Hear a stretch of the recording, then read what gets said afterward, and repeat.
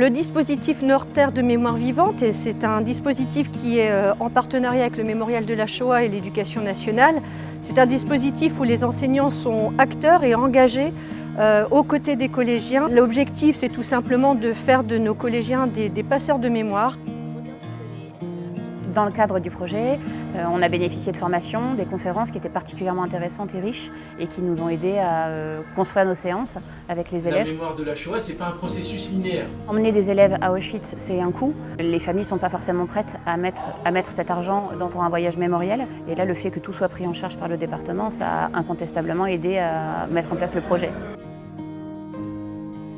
Au retour de Pologne, les élèves ont organisé une exposition interne à l'établissement, mais on a aussi invité des élèves des écoles de la Madeleine. Donc on a des élèves de CM2, dont c'est le programme, qui sont venus visiter l'exposition. Les élèves ont aussi fait un enregistrement, un podcast sur la web radio de l'établissement. Et ils ont participé pour certains à une pièce de théâtre.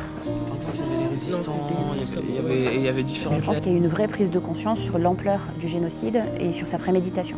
C'est vraiment, à mon sens, c'est là le point essentiel que peut-être les années précédentes, en dehors du projet, les élèves avaient peut-être plus de mal à saisir.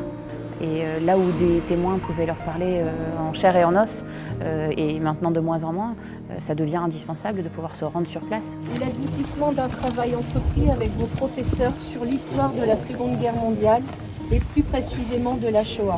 Au-delà des 3 parcours que nous faisons donc en Pologne, à Strasbourg, dans le Nord et en Belgique, c'est tout un travail tout au long de l'année sur ce thème du devoir de mémoire. Moi, je ne peux qu'engager les collégiens, bien sûr, à suivre ces 3 parcours, mais engager aussi les enseignants, que la mémoire reste vivante et que nos collégiens soient de vrais ambassadeurs.